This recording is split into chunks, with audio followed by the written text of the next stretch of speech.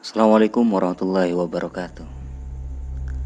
Akhir-akhir ini banyak sekali video tentang sosial eksperimen orang yang berpura-pura menjatuhkan uang atau meninggalkan barang. Kemudian reaksi tentang orang-orang di sekitar mereka. Ada sebagian yang berinisiatif untuk mengembalikan.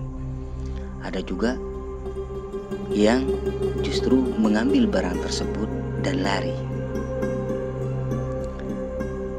Berikut merupakan salah satu kisah tentang sahabat Rasul yang keberadaannya sempat membuat Rasulullah SAW meneteskan air mata karena terharu. Namun sebelum kita mengulas kisah ini, mari kita dukung channel Agamaku Indah dengan like, share, komen, dan subscribe. Kritik dan saran Anda sangat kami butuhkan. Terima kasih bagi Anda yang telah mensubscribe channel ini.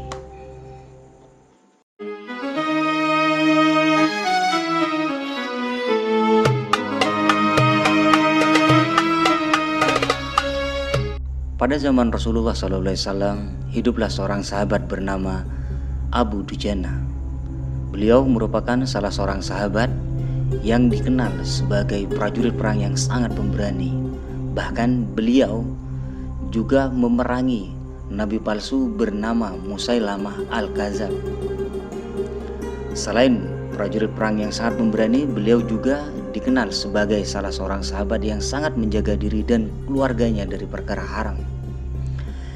Hingga suatu hari, ketika selesai sholat subuh berjamaah, Rasulullah SAW mendapati beliau selalu terburu-buru pulang tanpa mengikuti doa ba'dah sholat yang dipanjatkan oleh Rasulullah SAW.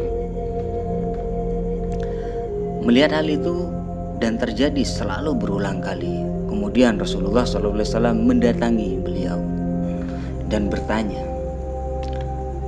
"Mengapa setiap kali kamu terburu-buru pulang dari jamaah subuh? Apakah engkau tidak memiliki permintaan kepada Allah sehingga tidak pernah menungguku selesai berdoa? Ada apa?" tanya Rasul kepada Abu Dujana. Kemudian beliau menjawab dengan sopan kepada Rasulullah SAW. "Begini wahai Rasulullah SAW, rumah kami berdampingan persis dengan seorang laki-laki. Di atas pekarangan rumah milik tetangga kami ini terdapat satu pohon kurma yang menjulang. Dahannya menjuntai tepat sekali ke atas rumah kami. Setiap kali ada angin bertiup, maka kurma-kurma tetangga ini akan saling berjatuhan dan mendarat di rumah kami. Kami merupakan keluarga yang sangat tidak mampu. Kami sering kelaparan, kurang makan. Saat anak-anak kami bangun, apapun yang ada di depan mereka, mereka akan makan. Oleh karena itu, setelah selesai sholat, kami bergegas segera pulang sebelum anak-anak kami terbangun dari tidurnya. Kami kumpulkan kurma-kurma milik tetangga kami yang berceceran di rumah kami, lalu kami kembalikan ke pemiliknya. Suatu saat, kami agak terlambat pulang. Pada saat itu, anak kami yang sedang tidur sudah terlanjur bangun, lalu memakan kurma hasil temuannya. Mata kami yang menyaksikan hal itu, tampaknya ia sedang mengunyah kurma basah di dalam mulutnya. Ia habis memungut kurma yang telah berjatuhan di depan rumah kami. Mengetahui hal itu, lalu jari-jari tangan kami memasukkan ke dalam mulut anak kami. Kami keluarkan apapun yang ada di dalam sana. Kami katakan kepadanya, "Nah, jangan kau permalukan ayahmu di akhirat. Jangan kau permalukan ayahmu di akhirat." Anak kami menangis. Kedua pasang matanya mengalirkan air mata karena sangat kelaparan. "Wahai Rasul," kami katakan kembali kepada anak kami, "hingga nyawamu lepas pun aku tidak akan rela meninggalkan harta haram dalam perutmu. Seluruh isi perut yang haram itu akan aku keluarkan dan aku kembalikan bersama kurma-kurma lain kepada pemiliknya yang berhak." Mendengarkan penuturan Abu Dujana, Rasulullah SAW sampai berkaca-kaca. Air mata beliau berderai. Baginda Rasulullah SAW kemudian mencoba mencari tahu siapa pemilik pohon kurma itu. Hingga kemudian Rasulullah SAW tanpa basa-basi mengundang pemilik rumah itu ke rumah beliau. Kemudian beliau mengatakan, "Bisakah aku minta kamu menjual pohon kurma yang kamu miliki itu? Aku akan membelinya dengan 10 kali lipat dari pohon kurma itu sendiri. Pohonnya terbuat dari batu zamrud yang berwarna biru, disirami dengan emas merah. Tangkainya dari mutiara putih.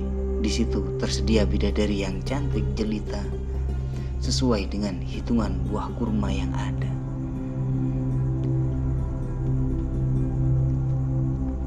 Laki-laki si pemilik pohon kurma yang memang pada dasarnya masih belum beriman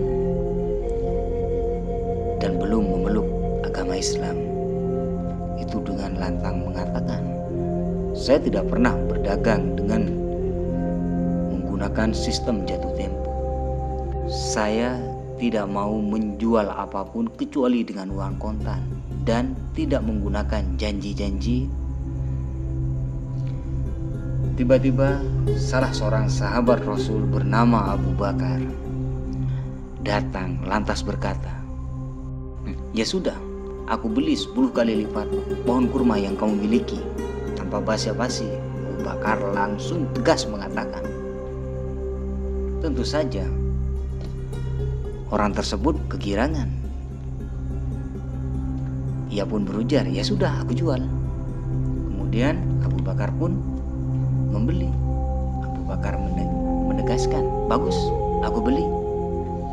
Setelah sepakat, Abu Bakar kemudian menyerahkan pohon kurma itu kepada Abu Dujana.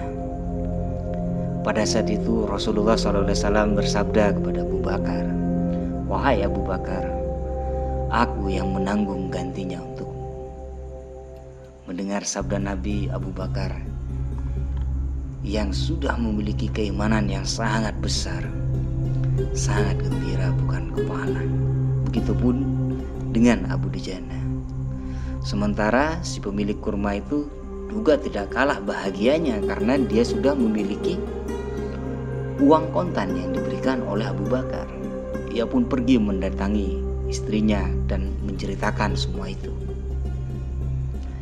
Ia berkata, "Aku telah mendapatkan untung banyak hari ini. Aku dapat 10 pohon kurma yang lebih bagus. Padahal kurma yang aku jual masih tetap berada di pekarangan rumahku. Aku tetap akan memakannya lebih dahulu dan buah-buahnya itu pun tidak akan pernah sedikit pun aku kasihkan ke tetangga."